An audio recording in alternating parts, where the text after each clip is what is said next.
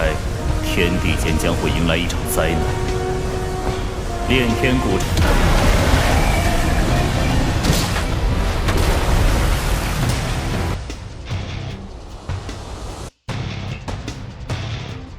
Halo Sobat Samakanang, gimana kabarnya? Semoga kalian baik-baik saja ya. Seperti biasa, pada video kali ini kita akan membahas preview cerita Donghua BTTH Flame Emperor episode ke-41, yang dimana pada episode sebelumnya dalam perjalanan menuju Xuan Santian, Hudu menjelaskan bahwa tempat tujuan mereka adalah pusat kekuatan benua Xuanling, tempat berkumpulnya sekte-sekte super dan para jenius terbaik. Ia memperingatkan bahwa seleksi masuk sangat kejam, dengan setengah peserta akan langsung gagal dan dipulangkan.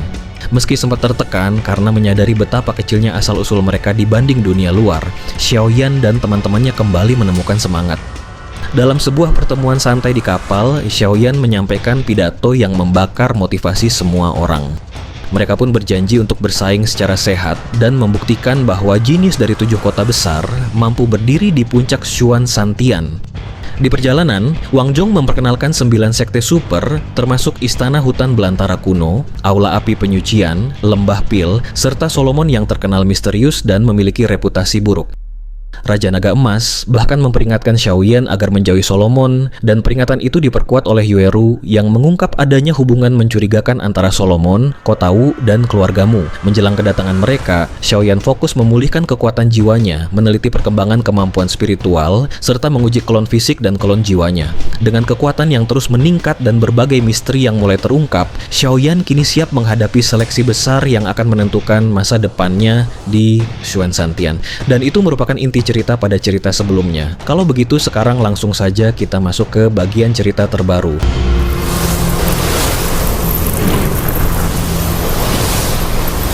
Usai Xiaoyan berkultivasi, ia menyuguhkan teh hangat untuk Raja Naga Emas yang tampak bimbang. Sang guru akhirnya membeberkan rahasia dunia. Manusia zaman kuno berhasil menciptakan jalur kultivasi Doqi demi mengejar ranah dewa perang legendaris agar berumur panjang. Namun rahasia besar sebenarnya adalah dunia ini terbagi menjadi 7 alam: manusia, Buddha, neraka, iblis, monster, hantu, dan surgawi. Benua Doudi hanyalah cabang atas alam manusia, sedangkan benua Douqi adalah ranah bawahnya. Raja Naga Emas juga mengingatkan bahwa klan Xiao memiliki banyak musuh besar, ditambah ia dan Tuoshe punya dendam kesumat di sana. Xiaoyan dengan tulus menghibur gurunya, membuat sang leluhur terharu dan berjanji mewariskan seluruh ilmunya.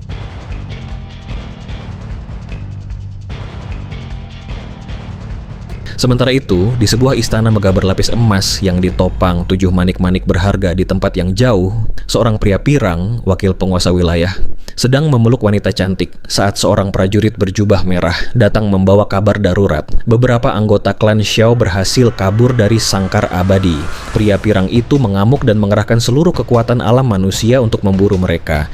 Si wanita sempat mendeteksi adanya orang baru dari benua Douqi yang menembus ke benua Doudi, namun pria pirang itu menegaskan bahwa memburu sisa klan Xiao yang kabur jauh lebih mendesak.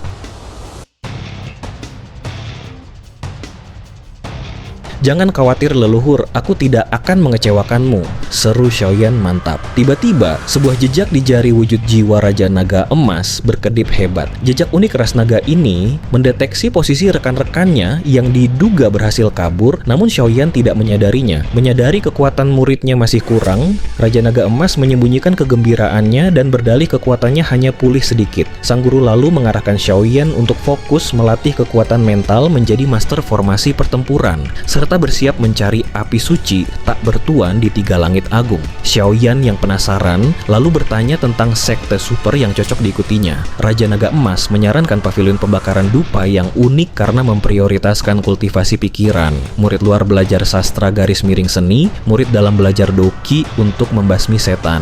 Di sisi lain, sang leluhur membeberkan peta ancaman 7 alam di 3 surga agung yang segelnya mulai melemah. Mulai dari sungai 10.000 mayat yang menjadi pintu masuk makhluk penghancur dunia dari alam iblis, ras jahat luar wilayah, kota hantu Shidu yang tersembunyi sebagai gerbang alam hantu, penuh angin yin pembunuh Dodi, hingga alam monster tempat binatang eksotis yang telah naik alam. 6 alam ini sejatinya melekat pada alam manusia, namun dipisahkan oleh penghalang tak terlihat. Raja Naga Emas menegaskan perang total antar alam tidak akan terjadi karena para penguasa puncak tetap menjaga keseimbangan lewat seleksi alam. Setelah sebulan mengasingkan diri di kamarnya untuk memulihkan dampak buruk ledakan klon jiwa di kota bela diri, Xiaoyan akhirnya berhasil kembali ke kondisi puncak Do di bintang 3, tinggal selangkah lagi menuju bintang 4. Saat ia menanyakan api suci, Raja Naga Emas mengaku deteksinya sempat terhalang kekuatan misterius. Namun ia menenangkan bahwa itu wajar karena kondisi jiwanya belum mencapai 1/10 dari masa jaya. Tak lama kemudian, kapal feri mendekati pintu keluar lorong spasial. Xiaoyan terkesima merasakan energi luar biasa padat yang ternyata adalah Kaisar Qi, sumber Qi Kaisar, energi wajib khusus para Doudi yang tidak ada di benua Douqi. Tiba-tiba, suara utusan Hudu menggema memerintahkan semua orang berkumpul di dek karena setengah hari lagi mereka akan sampai di lokasi ujian seleksi awal bersama puluhan ribu anak ajaib seluruh benua Xuanling. Sun Ming dan Xiaoyan pun saling melempar tantangan kompetisi dengan semangat membara. Sementara itu, di puncak terjal Xuanzangtian, seorang pria misterius berpunggung pedang panjang mendapat laporan dari tetua berbaju putih bahwa semua persiapan telah selesai. Pria dari sekte 10.000 pedang itu bergumam cemas melihat pergerakan tidak biasa di jalur alam hantu dan alam iblis akhir-akhir ini, berharap seleksi kali ini bisa menelurkan bibit muda berbakat. Xuanzangtian yang dijuluki 100.000 gunung adalah wilayah tersubur sekaligus penampungan pengungsi yang dilindungi sekte super. Namun, lembah gunungnya dihuni iblis, hantu, dan monster pelarian segel lama yang kerap memangsa warga biasa tingkat Dousheng. Warga pun membangun banyak kuil dewa gunung demi memohon perlindungan yang terbukti ampuh seabad terakhir. Selain itu, ada pula lahan tandus tak dikenal yang menjadi zona terlarang penuh harta yang tak berani diinjak pakar Dousheng sekalipun.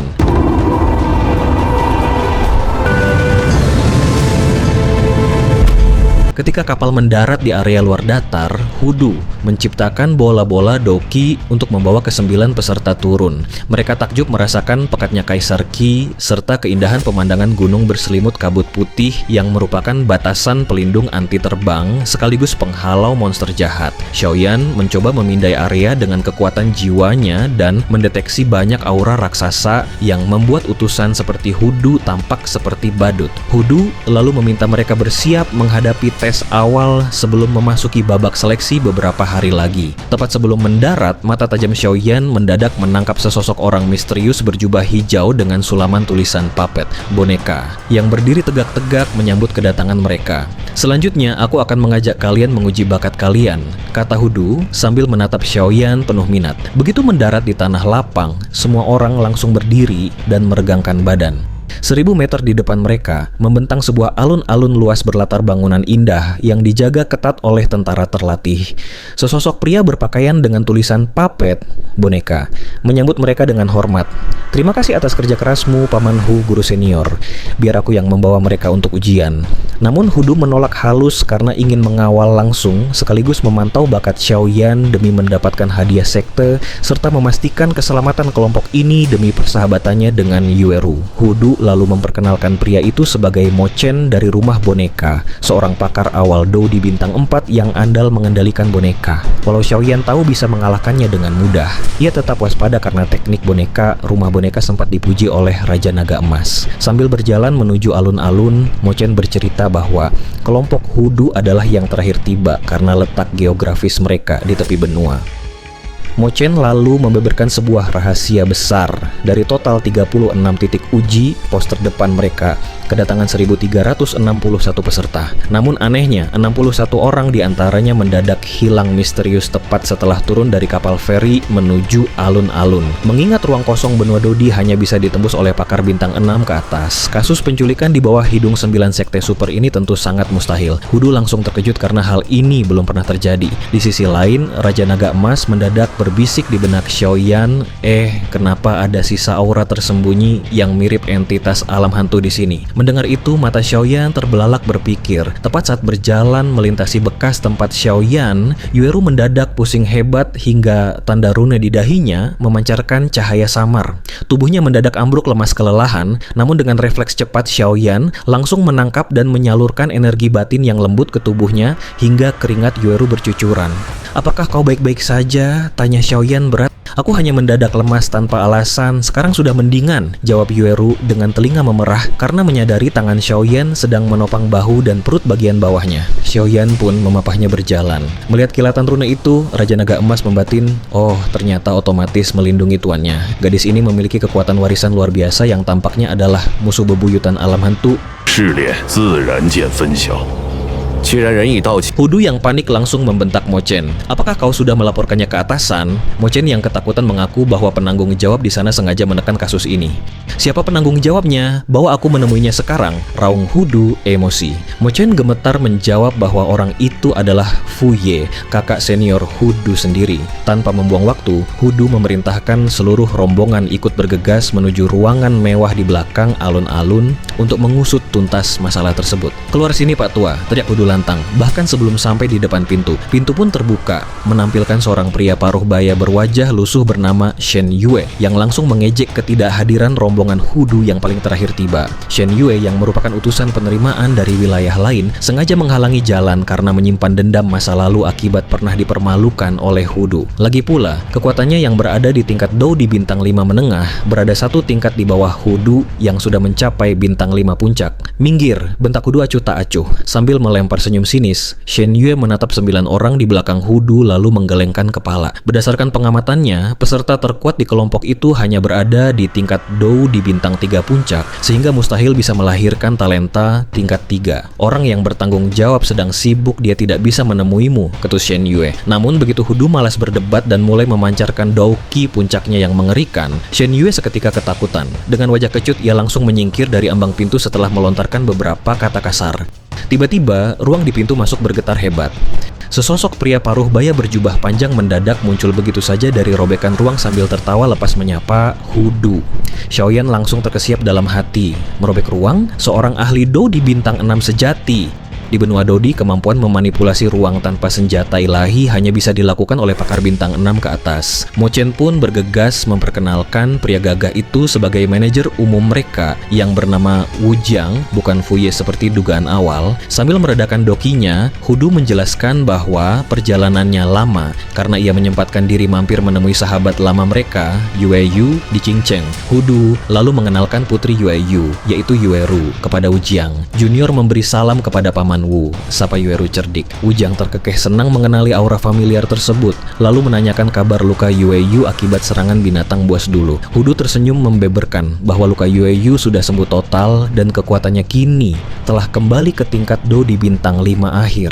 Wu Jiang pun merasa lega dan berjanji akan mengajaknya minum 3 hari 3 malam setelah urusan seleksi selesai. Melihat pemandangan itu, para peserta lain terkejut mengetahui latar belakang keluarga Yueru. Sambil tersenyum kecut melihat ke arah Xiaoyan, Yueru berbisik pelan mencoba meluruskan agar tidak terjadi kesalahpahaman karena ayahnya memang jarang bercerita. Menyadari ada hal mendesak dari raut wajah Hudu, Wu Jiang segera memerintahkan Mochen untuk membawa 9 peserta pergi melakukan tes bakat terlebih dahulu. Namun sebelum mereka pergi, Wu Jiang sempat mengedarkan pandangan sekilas yang membuat tubuh ke-9 remaja itu bergetar hebat seolah digeledah sampai ke akar-akarnya. Kelompok ini tampaknya punya beberapa individu yang menjanjikan, puji Wu Jiang pada Mochen. Begitu ruang kerja menyisakan mereka berdua, Hudu langsung menuntut kejelasan. Bagaimana kabar orang-orang yang hilang? Wu Jiang menghela napas berat, mengakui bahwa kasus kali ini teramat aneh. Berdasarkan laporan petugas patroli, seluruh peserta dari pos terdepan tersebut sejatinya sudah mendarat lengkap dan terlihat turun dari kapal feri. Namun, dalam perjalanan singkat dari pelabuhan feri menuju alun-alun tempat pengujian, puluhan orang itu mendadak lenyap begitu saja tanpa jejak di bawah pengawasan ketat. Bagaimana ini bisa terjadi? Apa ada yang curang? Tanya Hudu, panik. Wu Jiang menjawab serius bahwa semua orang yang dicurigai sudah dikenakan tahanan rumah, namun belum ada petunjuk. Hilangnya 61 orang di bawah pengawasannya membuat Wu Jiang kewalahan dan cemas karena sulit menjelaskannya ke pihak sekte maupun keluarga korban. Hudu pun maklum mengapa kasus ini ditekan demi kebaikan bersama. Saat Hudu menyarankan untuk memeriksa ulang, Wu Jiang mengaku sudah menggeledah seluruh pos terdepan hingga kamar korban, namun nihil. Tapi jalur dari feri ke alun-alun memang belum kuperiksa karena dijaga ketat tentara patroli. Cetus Wu Jiang baru teringat. Tanpa membuang waktu, Hudu langsung menarik saudaranya itu untuk memeriksa ke sana, meski Wu Jiang sempat memintanya beristirahat. Wu Jiang terharu atas kepedulian Hudu. Kuharap dua anak keluarga Jiang baik-baik saja, kalau tidak aku repot. Batin Wujang mempercepat langkah. Di sisi lain, 1000 meter tepat di bawah jalan setapak normal tersebut, terdapat ruangan batu gelap gulita dengan kolam dingin berdiameter 1 zang berisi air hitam pekat yang menyeramkan. Sesosok jubah hitam di tepi kolam bertanya tentang perkembangan situasi. Anak buahnya yang bertubuh lebih kecil melapor bahwa 59 manusia telah tertidur dan tinggal menunggu waktu dimasukkan ke kolam. Namun saat melaporkan bahwa 2 orang sisanya berhasil kabur, sosok jubah hitam itu murka dan langsung menelan anak buahnya itu bulat-bulat hingga auranya menguat mengerikan. Cari mereka atau kalian bernasib sama. Aku akan membuat seleksi mereka rugi besar, raungnya melepas anak buah lain. Sementara itu di labirin terowongan bawah tanah yang saling bersilangan, 2 sosok dari keluarga Jiang tampak berlari kencang. Si kakak yang bertubuh tinggi menebaskan pedang kayunya hingga memancarkan cahaya hijau kuat, meruntuhkan dinding batu setinggi beberapa zang untuk memblokir jalan. Asap-asap hitam yang mengejar sempat hancur menjadi gas, namun perlahan mengembun kembali menjadi wujud semula. "Kak, benda apa ini?" tanya si adik ketakutan. "Sst, kurasa mereka bukan manusia, auranya sangat menyeramkan," bisik si kakak. Anehnya, mereka berdua mendadak pingsan saat berjalan menuju alun-alun usai turun feri, lalu terbangun di tempat yang perlahan menguras doki mereka ini. Demi meloloskan diri, si kakak nekat menggigit jari telunjuk kanannya dan melemparkan darah esensinya yang seketika menjelma menjadi naga biru raksasa. Naga itu mengamuk, menghancurkan kepulan asap hitam hingga memicu getaran hebat di seluruh terowongan. Getaran itu sempat memancing reaksi aneh dari sosok jubah hitam di tepi kolam. Tiba-tiba, pilar cahaya hitam melesat dari dasar kolam menembus air, namun seberkas cahaya hitam lain yang lebih menyengat bergegas memadamkannya kembali ke bawah. "Masih terlalu pagi, jangan terburu-buru," desis sosok itu rakus. Saat terus berlari, si adik terus mengeluarkan suara aneh karena ketakutan. Begitu menoleh, wajah si kakak berubah drastis melihat 2 sosok cahaya hitam dan putih sudah menghadang di depan mereka. Dengan cepat, si kakak mendorong adiknya keluar dari terowongan dan menutup jalurnya. "Cepat kembali dan beritahu tetua Wu bahwa seleksi ini tidak dapat dimulai," teriaknya berkorban. Tepat setelah jalur ditutup, hantaman pusaran cahaya hitam dan putih langsung melesat mengenai tubuh si kakak. Di saat bersamaan, sosok di tepi kolam dingin itu akhirnya melepas penyamarannya, berubah menjadi gas hitam pekat yang membentuk wujud hantu pendendam yang sangat menyeramkan. 2 pemuda yang melarikan diri itu adalah Jiang Yu dan Jiang Yuan. Mereka nekat datang secara diam-diam tanpa sepengetahuan keluarga karena memiliki hubungan dekat dengan Wu Jiang. Begitu melihat adiknya berhasil lolos di kejauhan, Jiang Yu merasa puas. Namun saat berbalik, wajahnya mengkerut mendapati 2 sosok hantu pendendam hitam dan putih menghadangnya. Menyadari dirinya lemas usai pingsan dan tahu tak mungkin menang di ruang aneh ini, Jiang Yu memutuskan memancing mereka menjauh ke arah berlawanan demi melindungi adiknya. "Sialan, siapa mereka? Auranya menyeramkan, mirip iblis tapi bukan." Batin Jiang Yu bingung. "Kejar, 1 orang urus 1, jangan sampai lolos," seru sosok hitam. Sosok putih langsung melesat mengejar. Jiang Yuan sembari meninggalkan kepulan gas menyeramkan, sementara sosok hitam memburu Jiang Yu. Di sisi lain, Hudu dan Wujang telah sampai di jalan setapak. Hudu mengerahkan deteksi jiwanya hingga batas maksimal 700 meter, namun nihil. Hudu pun mengomeli Wujang karena menganggap enteng nyawa orang. Dengan gugup, Wujang berkilah bahwa kasus hilang beberapa tahun lalu selalu di bawah 10 orang, sehingga petinggi abai. Ia juga membeberkan ganjalan terbesar. Tanah di bawah kaki mereka ini adalah wilayah milik sekte lokal kecil yang lahannya hanya dipinjam sebagai pintu masuk seleksi. Ia curiga pada sekte lokal tersebut, namun tidak punya wewenang untuk menggali tanahnya sedalam 3 kaki guna menyelidiki. "Lalu, milik siapa sekte lokal ini?" tanya Hudu pelan. Tiba-tiba, suara kekanak-kanakan seorang anak kecil memotong. "Hei, sedang apa kalian?"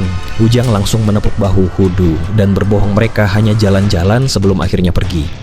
"Anak itu adalah putra tunggal dari pemilik sekte lokal ini," bisik Wujang. Hudu mengangguk setuju saat Wujang membisikkan rahasia ke telinganya karena mereka berdua sejak awal merasa ada aura yang sangat aneh pada anak tersebut. Sementara itu di alun-alun, rombongan peserta berjalan patuh mengekor Mochen untuk melakukan tes privat. Xiaoyan memanfaatkan momen ini untuk bertanya lewat batin. "Guru besar, apa yang Anda rasakan tadi?" 怕他还会来找我麻烦。